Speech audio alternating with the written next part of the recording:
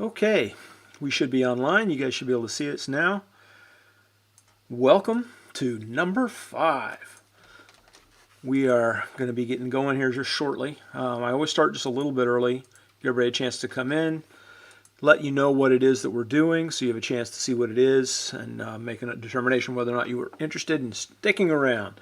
There's a lot to cover today. We're going to be going over Management Studio, SQL Server Management Studio, and some of the tools contained within Management Studio and some of the stuff you can do there that's fairly unique to Management Studio itself. There's ways to measure queries directly from the windows there inside of Management Studio, and so you don't need things like extended events or DMVs or query store. You can actually look at query timings and some of the load, not everything, but a few things quickly and easily within Management Studio, and so we're going to go over that today. Now this is part 5 of our ongoing free, completely open, completely just for you, tools to make query tuning easier. We've gone over, we've had 4 other sessions. I'm going to kind of do a recap here at the beginning of the session today. But we've done 4 other sessions already. They're all available online, completely free, completely open, ready for you. But we've got at least another 3, maybe 4 more coming. Starting next week, execution plans. Yep, we're going to start going over to execution plans next week. But this week it is Management Studio. So if you are interested, there are links down below that talk about the Community Circle project that we're doing. It's just free training. That's all it is. Just all kinds of Microsoft-focused free training. Getting started in reporting services. Getting started with T-SQL. There's another getting started one, Power BI, I think. And then mine is all about the tools necessary to make query tuning easier. And so these are all available to you. Again, there's a link down below. I also am running a Discord server. Now the activity there has been fairly low. There hasn't been very many questions, but that's fine. I'm going to keep monitoring it every week, keep an eye on it. And if anybody needs any help after today, you can go there and get it. I'll make sure that that's available. The slides are available. The code is available. Everything's available for you right now, so you guys can go and get it all. Follow those links down below and get them. So I just want to reiterate just how much we're trying to provide all of this together as a package for you. Now, as we go through the day today, there is a live chat window that I will have up on my screen. I'm going to get it out of the way right now. That I'll have up on my screen so that I can control things and see what's going on. If you've got questions as we go through today, I would like you to go ahead and type them into the live chat and I'll take them on as we go. Otherwise, the Discord server or any of the other resources that I've made available, you can use any of those to get in touch with me. I'm very, very open, and please take advantage.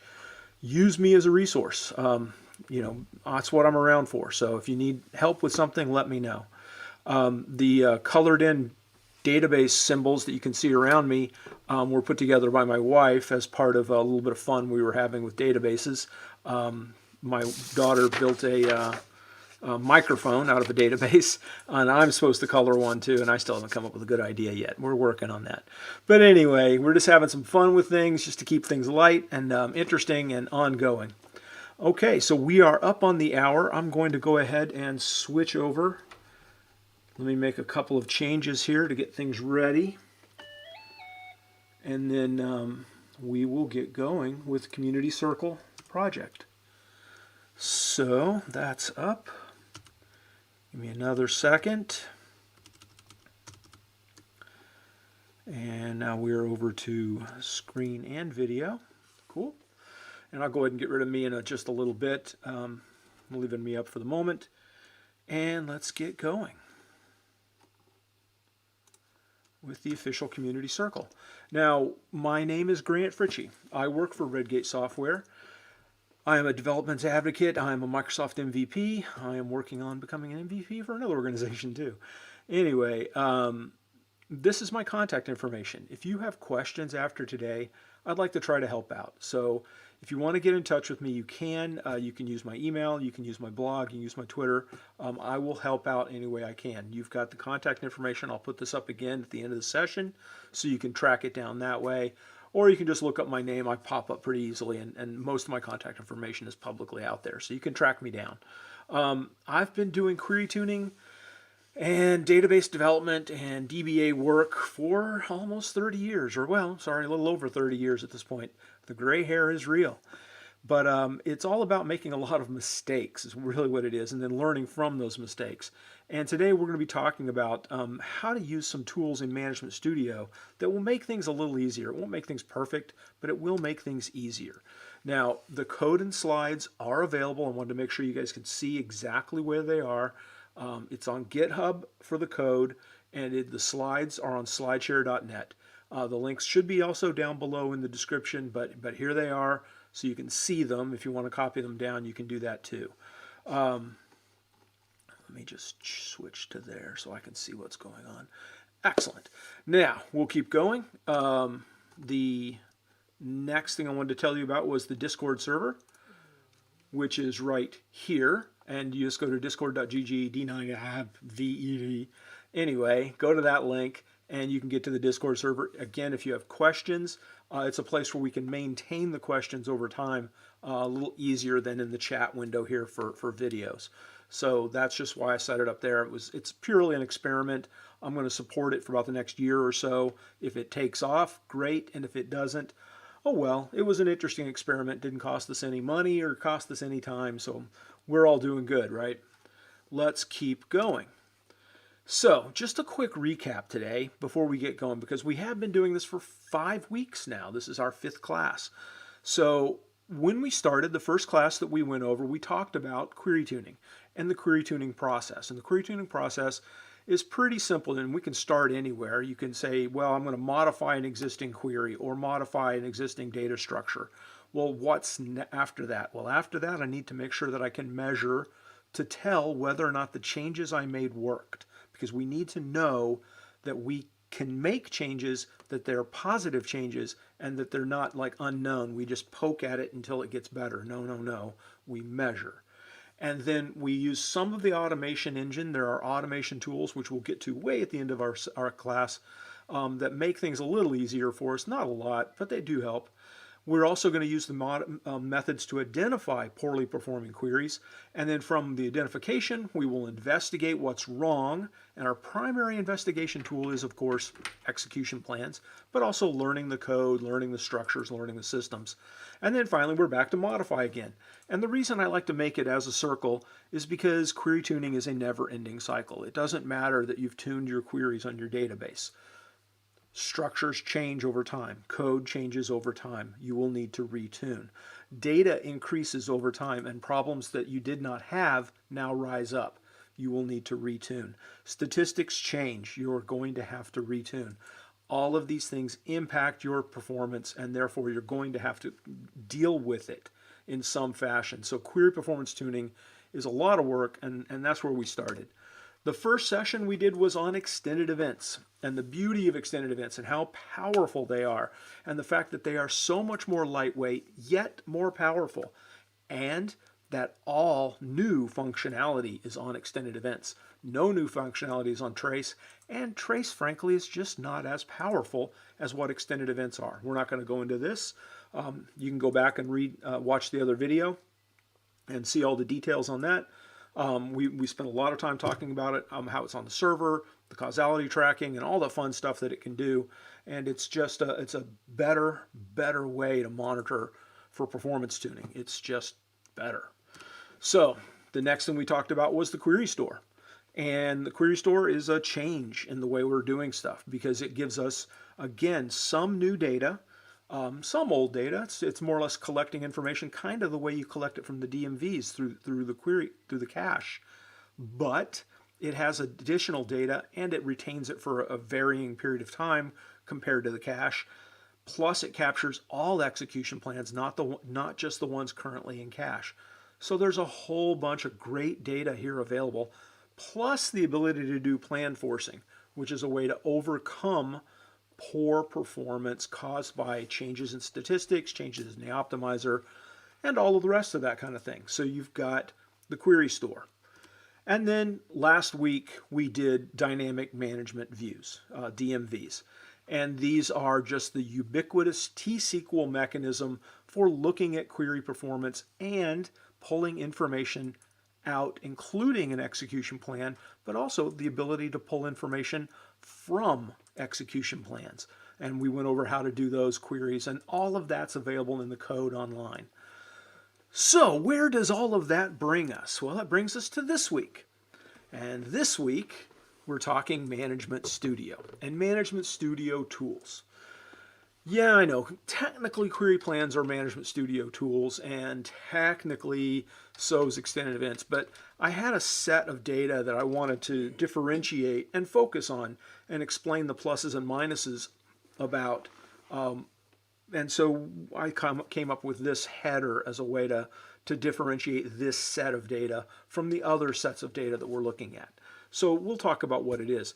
Now, before we talk about what it is, though, I do need to take a moment and talk about what it is not.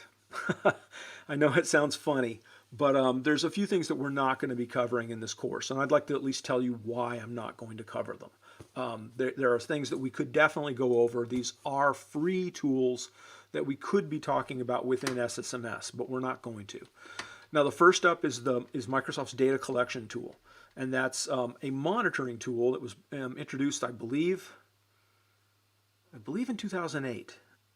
It might have been 2005. I've forgotten at this point. Long time ago. But it never got any love. It was a decent little tool to start. It had hope. It looked like a good monitoring tool. It looked, had it resemble a little bit some of the third-party monitoring tools, but it just never got any attention. And as a tool from 2008, it's weak. It's extremely weak. It's not worth your time or your effort, and therefore I'm not going to spend time on it trying to teach it to you, because why? You shouldn't use it. It's a waste of your time. So we're going to ignore it and pretend it's not there. Now, the other thing we're not going to talk about is Profiler. Now, there's two reasons for this. One, there's plenty of knowledge out there on Profiler. I don't need to talk about it.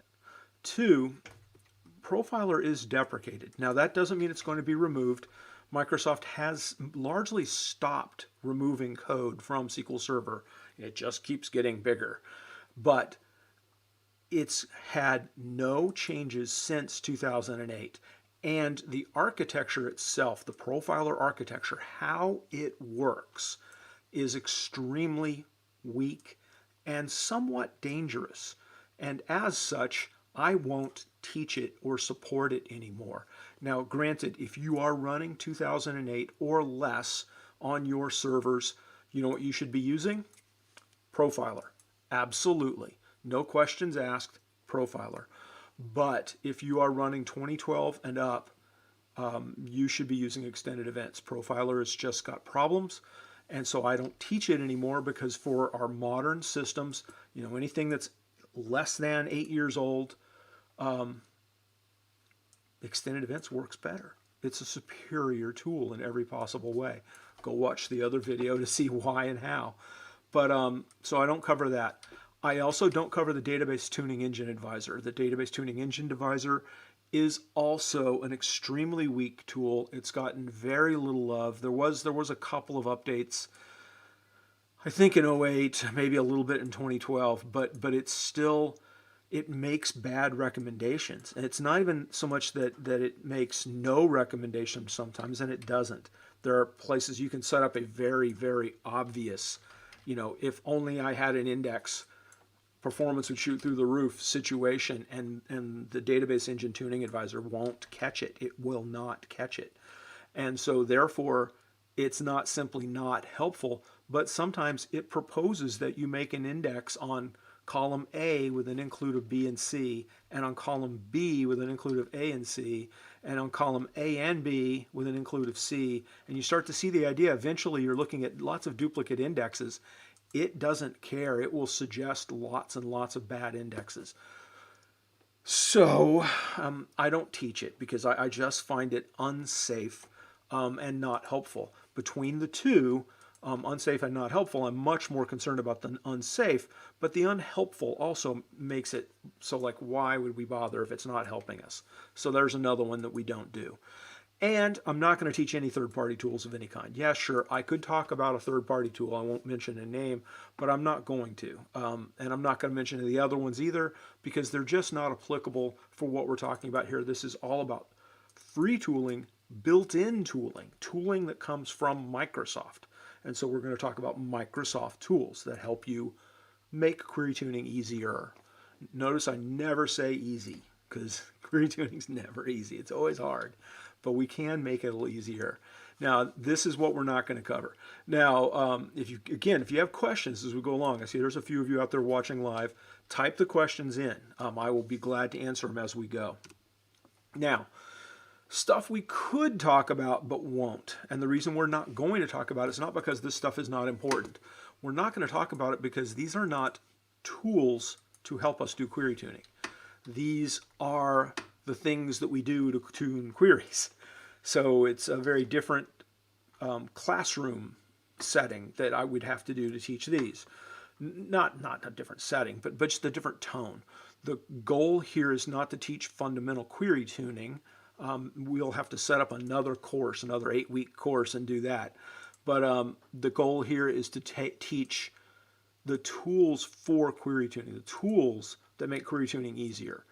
And so statistics is not a tool set. Statistics is how Microsoft maintains the view of the data that it uses in the optimizer to determine how many rows your query is going to return, and therefore what kind of choices can it make to optimize that query. And we'll talk more about that starting next week with the execution plans. But we're not going to get a lot into statistics maintenance, and the impact of statistics on the optimizer and the optimizer itself, just because it's not a tool. We're not going to talk about index fragmentation. Frankly, index fragmentation is not a good way to tune queries. It's not a good way to tune performance. Fragmentation, by and large, is actually fairly benign. We've overly focused on it for the last 20 years, probably because 20 years ago it had more of an impact than it does now. But also, 20 years ago, we understood things a little less than we do now. And so now we've got a better understanding. We're also not going to talk database objects, and by that I mean tables, normalization, stored procedures, and all that fun stuff. That's not a tool. It's not that it's not important for query tuning, it is. Every bit of them is. I mean, because like, what's the one thing you do to tune a query? Always put an index on it, fixes everything. Joking, totally joking. There's more to it than that. But you get the idea. Those are not tools to help us out. So we're going to focus just on tools. So what tools are we going to focus on? Well, the first one I want to show you is I want to show you the include client statistics. I was surprised by how few people know about this. I feel like it's been there forever. It's something I used to use a lot more. And the reason I used to use it is because of the positives. Positive number one, it has a history. You run a query once, you run a query twice, you run a query 3 times, you get 3 different runs. Not only do you get to 3 different runs, but you also see what went up and what went down as the query runs multiple times. That's great, because one of the biggest things we do in query tuning is compare, right? Before and after. Before today and after today. Before I made a new index and after I made a new index. Before I made a change to the query and after I made a change to the query. Before and after is our bread and butter. What was the query performance, the reads, the writes, the timing before we added the index? What was the reads, the writes, the timing after we added the index? That's just fundamental query tuning 101. That gives us that ability. And as we edit code and rerun this thing, it's very consistent in what it measures and how it measures it. So those are all the positives. And you're already thinking like, especially if you've never heard of this before, you're going like, oh my God, this is going to change my life. Yeah, okay, so let's talk about the negatives, because it isn't going to change your life. In fact, you probably will be like me and you will stop using it. I might not maybe should teach this anymore because of the negatives, but I at least like to bring it up so people know about it and then show you what the negatives are so you get some idea what it is. So first up, the negatives. It's not accurate. It's not accurate at all. The measurement it gives you is your client performance plus the performance of your database plus the performance of your network. All of those things taken together is what it's giving you. So your client application and whatever's going on in your machine and whether or not you're running, OBS Studio in the background while you're running your queries or something else affects this radically. Your network traffic affects it radically. Where are you running your queries from? And then finally, the normal thing that we're trying to measure is how is your server behaving? That is also what it measures, but it's not measuring that in a way that we can separate it out. It's just part of the entire mishmash of information. What's worse, because of all this, it's not consistent with other data. If you compare this to the information captured from Query Store, DMVs, some of the other things I'm going to show you here in a bit, or extended events, or Trace, even Trace, it's not consistent with them. So a lack of consistency means I can't trust it. I can't use it and extended events. Right? Get a quick view in here, get the detailed view in extended events. I can't do that. Also, it's a little bit difficult to capture. There's, and by capture, I don't mean turn it on, it's easy, but capture the data so you can maintain it over time. It's a little ugly in the way it works and how it works. But you know what, let's look at it. That's probably the easiest way to go. So let's just switch over here and take a look at it. Now the way it works is it's up here. If I can remember where, there we go. Zoom in so you guys can see it. There's a little button right here, and it says, oop, get over there. And it says include client statistics, Shift-Alt-S. You turn it on or you turn it off. Once it's on, you see that it's enabled, and so that means when you run queries down here in the query window, you will then start to capture it. Now I do want to tell you, my query window, I set it up a little differently than most by default. Most by default has got the messages. See how there's messages up here? That will be in a separate pane down below, whereas mine, it's all up above because I've got it outputting to tabs because it actually makes it easier for me to present. It's not what I would normally do while programming. While programming, I would want the information on the screen the same way as most of you already have it. But I just point that out because you will see a difference in the behavior between my screen and your screen if you've not changed the settings and the tabs to make this happen. Okay, cool. So now we've got that query enabled. Include client statistics enabled. Let's see what it looks like. Oops, hang on. Let's make sure we're in the right database too, Grant. That would make a big difference, wouldn't it? So you'll see it opened up a new tab. Or it didn't open it, but it created a new tab. Client statistics. Well, let's go to client statistics. Well, that's pretty cool. So, did it do inserts, updates, deletes? No, but it ran a select statement. Okay, cool, and it measures it. Obviously, sees one select statement. So if you had a batch of commands, it would separate out the batch. That's cool. Also, it has the network statistics, the round trip to the network, the bytes sent and received, and then it has the client processing time, which is really cool. And so it's all measured out, and we can see what's going on. And this is, by the way, in milliseconds. So 7 milliseconds to return this query. Total execution time is 94 milliseconds. 7's not to return the query. 7 is the client processing time, the time spent here. 94 for the round trip, and 87 is the wait time for server replies. So most of it was, waiting for the server to return the data. So that's great. Now here's the fun bit. If we run this query a second time, and we go back to client statistics,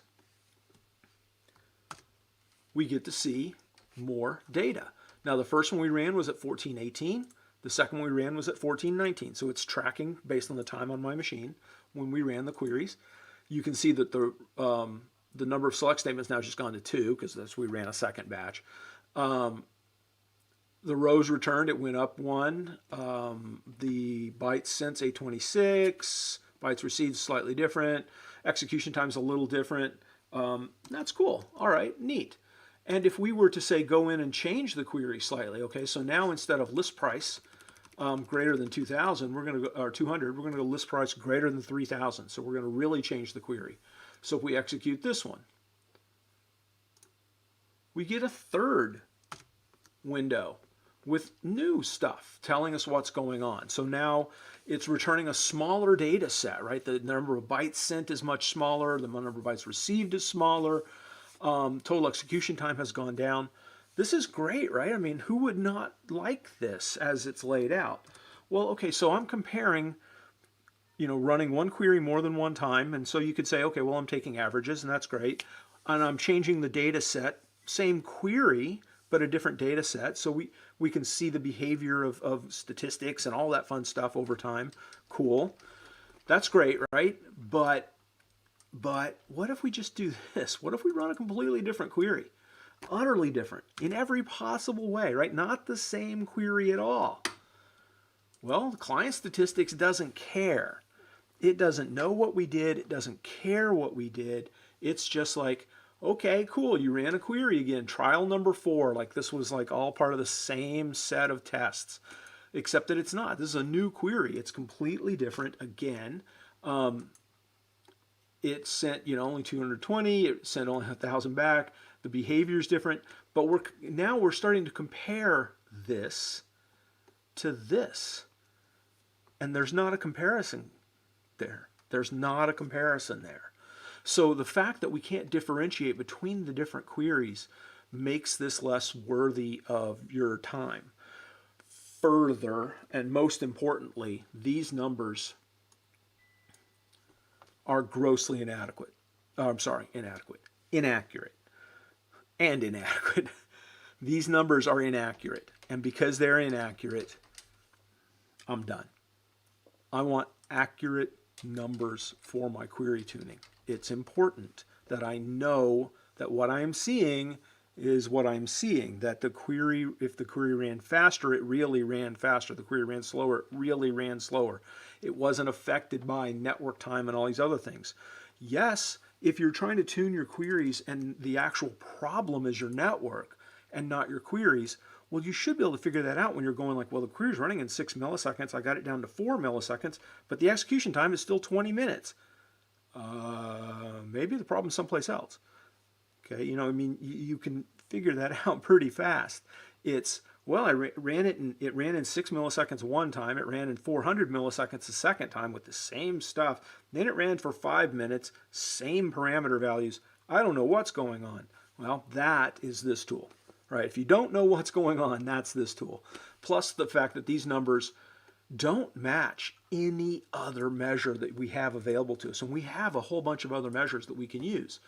I do like the fact that it does the averaging. It is kind of fun. It's a handy little thing, but it's just not enough, right? It's just not there. So we're not going to use it. I'm going to show you one in a bit that we are going to use. It's awesome. Let me just pause here for a second and check to see if there's any questions. I don't see any. Cool. Each week you learn something new. Well, that's the whole idea. I'm glad of that. Thank you. You've just made my day. So cool. So we're going to skip on. Another tool we have inside of Management Studio is set statistics time. There's set statistics time on, set statistics time off. It's great. It's easy, straightforward. You can use it through the GUI, and I'll show you how. You can use it through the T-SQL, and I'll show you how, in case you don't know. I assume most people know this one, but we're going to talk a little bit about it and how it works. Now, the positives. It's easy. I mean, it's just right there. It's you don't have to think about it. You don't have to plan for it. Like, well, gosh, how can we add this to it? Nope. Turn it on. You get data. Yay. Win. Just win. Out of the gate, win. No one should complain about free wins. Those are great. It's immediate. If you want it, you've got it. It's there. Just done. The data is easy to persist because it spits out into the message window. Copy and paste is a thing. And so you can grab that information and store it someplace. It's great. It works really well. Also, because you can turn it on, turn it off, put it on, if you've got a 500 command batch, you can turn it on for one command in the middle of the batch and still just get that one command's worth of statistics time. Win, win, win, win, win, win. If you're not using this, well, we're going to talk about the negatives.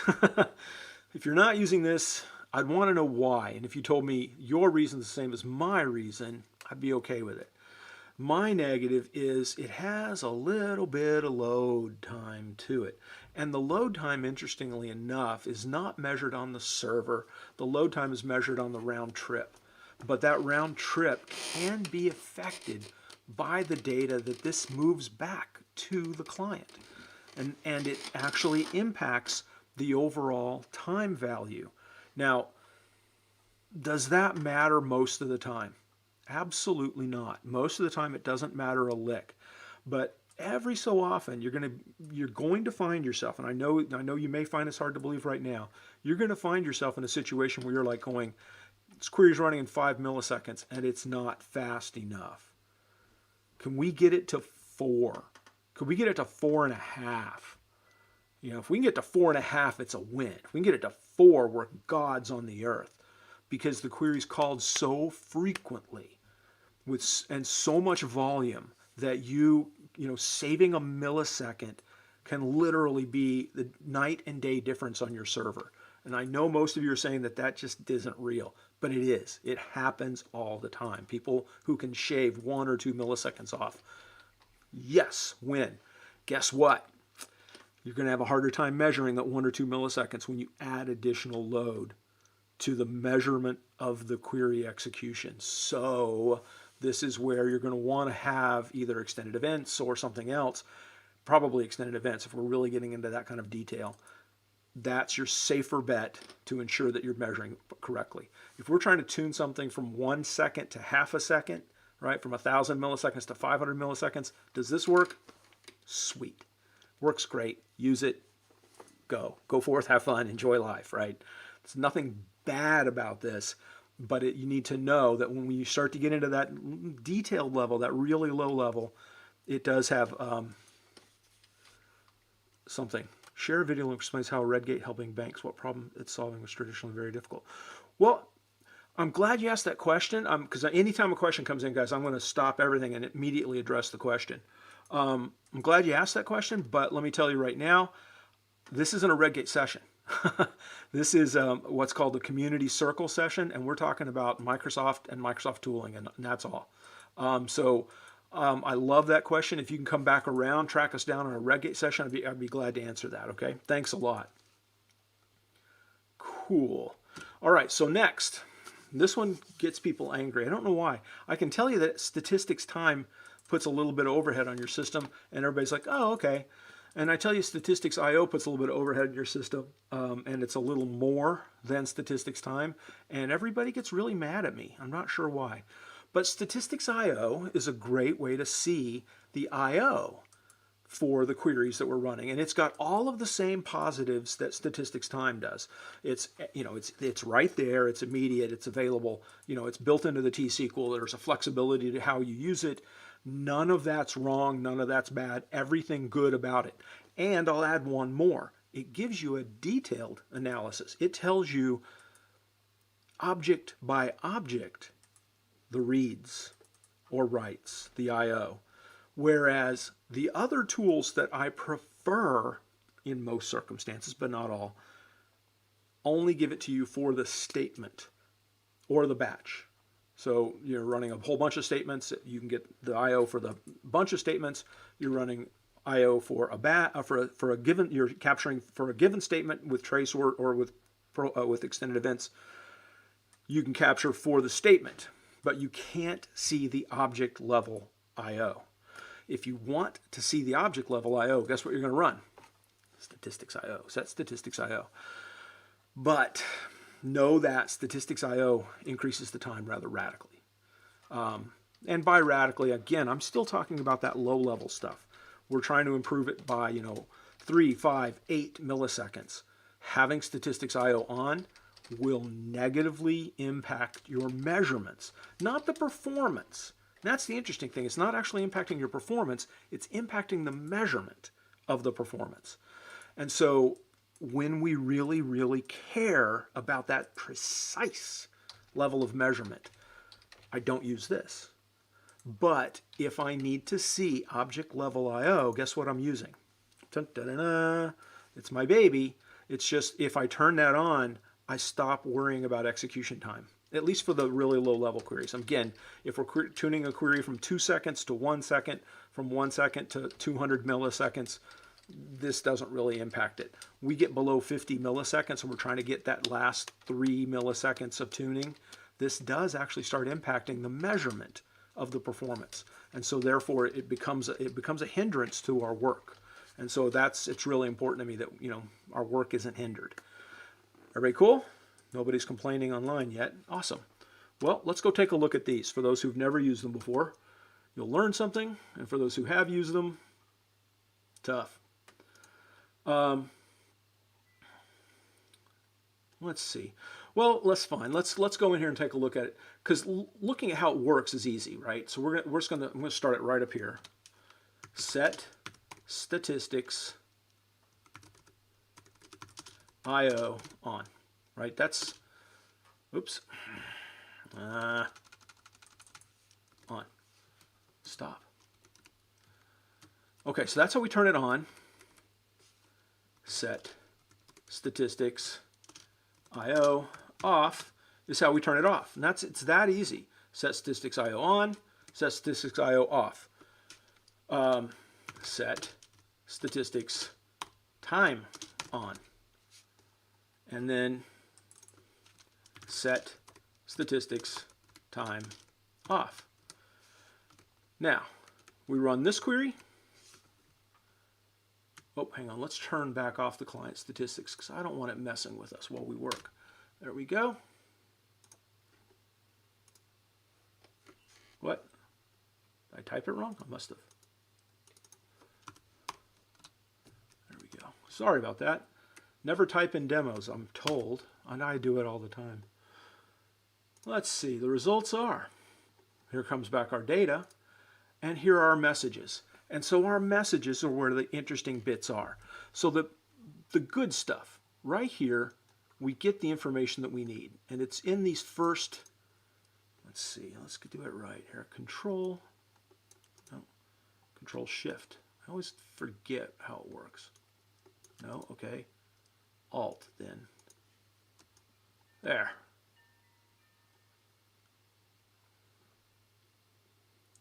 This is what we care about the most. The objects themselves in that first little section, right? So product inventory, the work file, the work table, product, and the product category. And work file and work table are internal processes, probably from guessing, because I haven't even looked at the execution plan for this, but guessing it's probably a hash join. So it's creating a work table in there. The scan count, interesting but not exciting, and the logical reads. And the logical reads and logical writes are the things that we want. So that is our baby, right? Logical reads 198, logical reads 15, logical reads 2. Those are the I/O that we're going for. There are physical reads, there are server read-ahead reads, page read-ahead reads, and all that fun stuff. It can matter sometimes, maybe. But 99.99% of the time, you're going to be living right there in that set. The next thing we're going to see is right down here, and that is the SQL Server execution time. Now, there's frequently, you'll see an execution time up above, and you'll see another execution, another execution, another execution. If you look, what you've got is you've usually got multiple statements. For example, set no count on. That has execution time. Now, that execution time is as close to 0 as it's possible to get, but it still attempts to measure it. And it does measure everything in milliseconds. If you want granular, remember you're trying to get that half millisecond increase? That's where extended events comes in because it's using microseconds. Or one other trick I'm going to show you. But anyway, that's what it does. Now the question is like, well, hang on, now how do we proceed to solutions A and B if cache is involved? Execute more than once. Never take that first number. As a matter of fact, the best way is to execute 4 or 5 times, throw out the first number because that's the compile time, and we don't want to count compile time unless we're troubleshooting compiles. Right? There's always a wrinkle, but unless we're troubleshooting compiles, throw the compile time out and then run it 4 or 5 times and average those. Now the reads for a query, for a select query with a given parameter value, the reads should stay the same, and so you only need to capture those once. But otherwise, get this elapsed time multiple times, and and off you go. You can even do go 5 right here.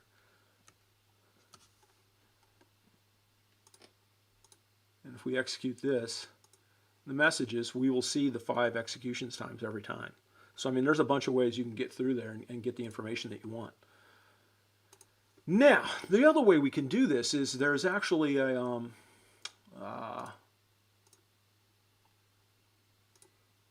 tools options, and then I didn't prep this ahead of time, so I'm going to get this wrong. No, I got it right. It only took me twice to click through. All right, we go to Tools Options on the menu choice, and then down here there's an Advanced. And if you look at Advanced, it's got one of the things that shows in Advanced, and it's not Advanced. This is normal. This is intermediate stuff. It's not advanced. But anyway, you can set statistics I/O and time on. The other way you can do it is that you can right-click and query options. There we go.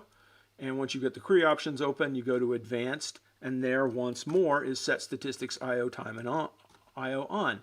Now that is set statistics time and I/O for the query. The other one is set statistics time and I/O for all queries.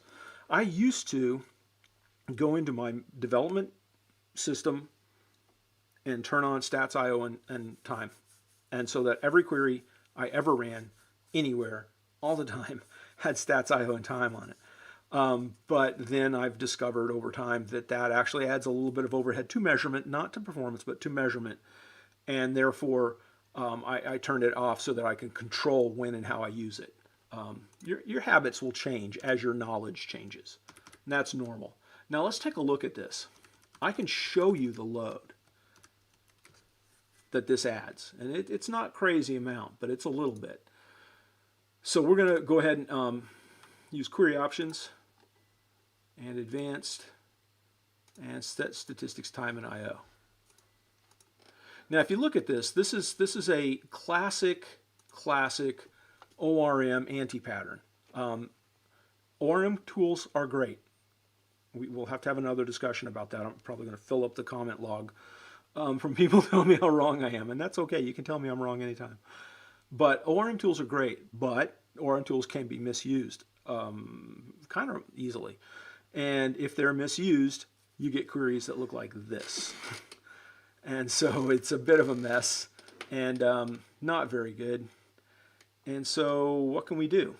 Well, oh nuts, I forgot to turn my light on. Silly me, I was wondering why it seems so bright in here. Oh no, the battery died. Okay, need a new one. So this query is a bit of a mess. Now I was trying to tune this query to try to figure out exactly where and how I could tune it. So I needed to simulate it because I didn't want to have to set up the ORM tool and then set it up badly. So I just ran this.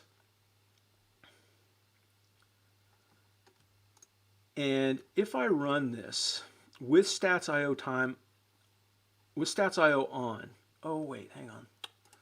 Before we do this, let's turn off stats I/O. Second, we're going to leave stats time on. Okay, so when we do this, let's run this query. And it ran fast, right? The results come back, and it's a whole bunch of query results. And, it did these reads, and then the actual execution time was 32 seconds, right? 32 milliseconds, sorry, seconds. 32 milliseconds. Now, that's fine. Let's turn stats I/O off and rerun the whole thing again.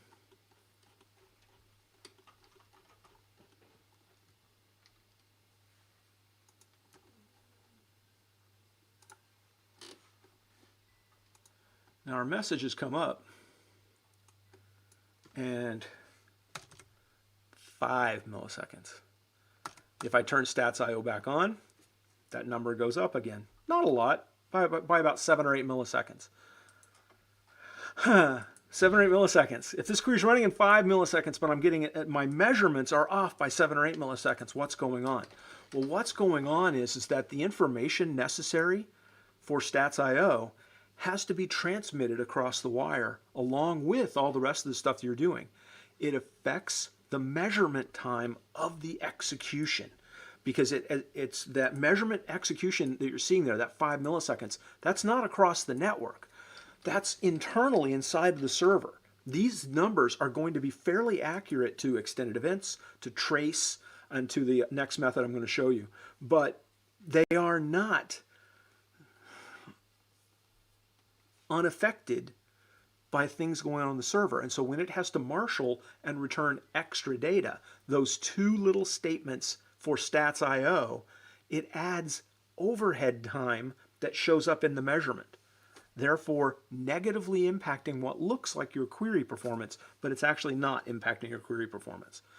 So that's why I'm a little hesitant to use stats.io unless I need that specific object level I/O measurement, and most of the time we do not. And so most of the time the mechanisms I use, extended events, which are statement level, give me the reads I need. My reads went up, my reads went down. Usually that's all I need. Not always, but usually, and that's enough. If I need that object level I/O, I go in here and I get it. That's it. Not saying don't use it, I'm just saying that be aware of how it works so that you can use it intelligently, that's all. Let's see. Let's stay up here. Let me just switch back to the slides for a second, because I can't remember if I have a slide for this or not. Yeah, I do. Okay, cool. Back on the slides, we've got one more trick I'm going to show you. It's kind of cool. A lot of people don't know about it, so it's you can now impress your friends. So this is fun. Query properties. Every query has properties, just like every execution plan has properties. When we start talking next week about execution plans, we're going to spend a lot of time talking about execution plan properties, I promise you. But every query also has properties, and it's cool. The positives, it's just right there. It's free, it's easy. You don't have to do anything. It's automatically running. You don't have to do anything. You want to know how long a query took? I didn't turn on stats.io, and I don't have extended events on, and I don't have anything else on. Okay, cool. Watch this. Let's just go and do it, because this is just talking about it's no good. Let's just run the query. So we're going to run this query. Now I'm going to turn off stats.io, make sure there's no way to measure queries. I don't have extended events running, I don't think. We'll double check that. So stats.io is off, right? Stats.io is off. The include client statistics is off. This is a default query window, nothing fancy, okay, some Regit tools running in the background, but nothing fancy. Let's just check, make sure we don't have any extended events things. I'm double checking to make sure. And yeah, all I'm running, only in green is system health and telemetry. Those are the standard ones that run automatically. Nothing that I'm doing here is affected by those at all. Okay, cool. Here's the query. I'm going to run it. Well, how fast did the query run? Well, I mean, the easy way to tell is look right down here in the lower right-hand corner. The query ran in 0 seconds, right? Everybody agree? Everybody agree it ran in 0 seconds? Probably not, because you know I'm tricking you. So, right-click on the window, open up the Properties window, or hit F4. The Properties window has got a whole bunch of interesting stuff on it. What's your SPID on your machine? Session ID, if any. What's the server version? What's the server name? Who are you logged in as? Yes, I'm logged in as SA. Don't hate me. What's the encryption time? Number of rows returned. Cool. But also, I'm sure some of you have already seen it. I've been trying to dance around it and not show it to you. Elapsed time, 0.093. Now, it's not measured in milliseconds. It's a decimal measurement. Okay, right? But that is the execution time. And that number, 0.093, is dead on accurate to every other measure that you look at. It is not any different from extended events. It's not any different from stats.io. It's not any different from trace. It is the same measurement. And it's there for every single time you run a query. If you pull up the properties window, you can then see that this one took 0.16. Come on, who's happy? That's a great trick, right? That's just fun. Anytime. You can turn it on anytime. So yeah, it's just there. I mean, not turn it on. Access it. It's just part of the properties window. Heck, leave the properties window open while, pin it to the thing. And now when you run the queries, let's go ahead and run the third one. There it is, 0.070. That's the accurate time, and it's accurate to every other measure. Yes. I'm sorry, but that gets me excited. I love it. I love it. I love it. Now, it doesn't get down to microseconds in the same way. Oh, well, no, that is microseconds, isn't it? 0.070, 3,000, yeah, 1,000. Anyway, or no, sorry, that's still milliseconds. But you get the idea. The actual measurements are the same. Cool. Okay, we're zoomed out. Awesome. Let's switch over to here. Demo. We did that. All right, now this is strictly speaking not an SSMS tool. But I couldn't think of anywhere else to stuff this in. There's actually some additional functionality that people are not aware of. If you're running 2016 and above, SP1 or above, there's this new thing that was built for Azure specifically, but it's available within SQL Server. Now, it's not a tool with an SSMS. It's just a command you give to your servers. But what it is, it gives you some tight control over certain behaviors. Positives, it's granular, it's specialized, it's persistent, which is all great stuff. Negatives, if you didn't know about it, you didn't know about it. So the fact that it's hidden and you have to track this information down is a little odd. And I find some of the behavior inconsistent at times. Not always. But I needed to shove this in someplace in the tools discussion, and this is where it landed. So we're going to talk about it here. It won't take long. This is a fairly short bit. There we go. So, alter database scope configuration, clear procedure cache. All right, so I have just now removed the procedure cache just for AdventureWorks. So, the next time you're getting a bad parameter sniffing problem, instead of running DBCC FreeProt cache and nuking the server, the cache on all the server is all gone, you could at least consider using alter database scope configuration clear procedure cache, because that's a simple command that will just clear the cache. Oh my gosh, there's not a semicolon here. What heathen did that? Anyway, fixed it. So this works for the database. Now, if you really want to get particular, the best way to do that is to use DBC FreeProt cache and pass it a plan handle, because you can actually pass a single plan handle and remove the one plan from the procedure cache. That's the best way, right? A sniper rifle versus, in this case, a bomb versus DBCC FreeProt cache, a nuclear bomb. Let's just go for the sniper rifle, remove the one thing that we need, rather than destroying everything in sight. But hey, look at this. Alter database scope configuration, set legacy cardinality estimation engine on. You mean that I can go in on a 2016 server if I'm upgrading and I'm crossing what I call the 2014 chasm, which is the new cardinality estimation engine, and it was something of a nightmare for some queries. Most queries, it was either benign or positive, but some queries, it was evil. And so that thing caused all kinds of problems for everybody. You can go in here and say, alter database scope configuration, set legacy cardinality estimation engine on, and now you're using the old cardinality estimation engine for this database. Woo! I'm not running it because it'll mess up every demo I have if I keep going. But you can then turn it back off. Cool. Now this will cause, if I run this will cause recompiles. It's not going to flush the cache as such, but now every query as it runs will have to get recompiled. Yeah, I did run it. I'll go ahead and turn it back off. And that also causes recompiles, so you will see everything recompiling again. How about query alter database scope configuration, set query optimizer hotfixes to on.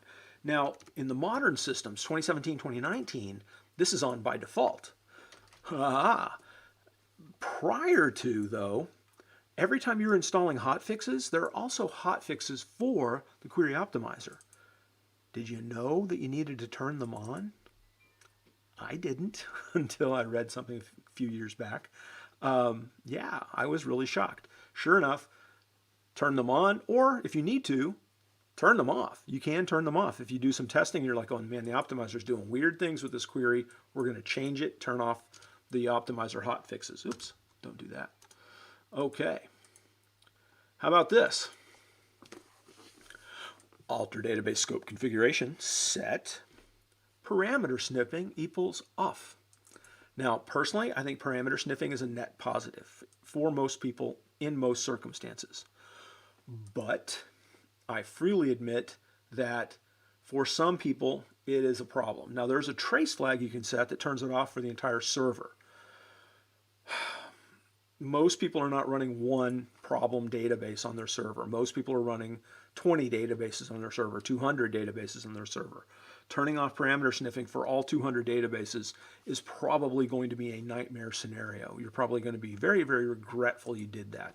But you might have one database that the parameter sniffing situation is so bad, if we could just turn it off, we'd be better off. There you go. You've got the ability now to do that. So all of those things are there as a way to get those things done. So that's all I have for today. Today was a fairly limited day because I just wanted to focus on the tools available to SSMS. Next week, things kick off big. The SSMS tools are used to identify the queries that you need to work on. They're used to investigate the queries because I/O, looking at the I/O, is part of investigation, not simply measurement. They are used to measure query performance. And then, of course, Management Studio is used for modification. But modify is something we're not dwelling with a lot in this whole series. So you've got all of that stuff available. Additional reading, I bring this up every time, but so I apologize. I've got a book out called Query Performance Tuning for SQL Server 2017. It applies about 98% to 2019, and it's 99.9 to Azure. So it's very much a modern book. It's very applicable. We've also got Query Store for SQL Server 2019, which is a book with Tracy Boggiano. She wrote 90% of it. I wrote 10% of it, but it's a great book. I shouldn't say but, it's a great book. It's probably a great book because I only wrote 10%. And then there's the third edition of the SQL Server Execution Plans. Get the third edition. The third edition is free to download, not charging you any money for it at all, completely free. If you want it in print, you have to pay for it. Sorry about that. But that's the extra stuff. So that's all I have for you guys today. I'll wait here just a second in case any questions come up, in case there's any other information that we can provide. Otherwise, we're going to be done for the day. There's a small lag, so I don't just turn it off in case you guys are typing, because you're going to have to hear me and then type. So I'm going to give you some time to make sure you get that in there. Other than that, thank you. And again, if there's questions after today, please jump onto that Discord server and ask them. I will do my best to help you out.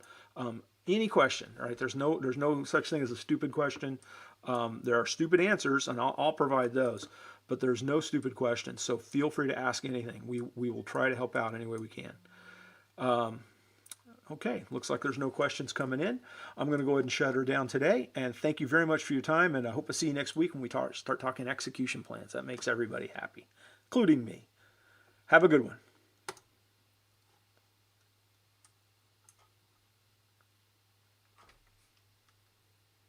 Oh, whoops. I'm on the wrong thing. There we go. Oh, no, I was on the right thing. There we go.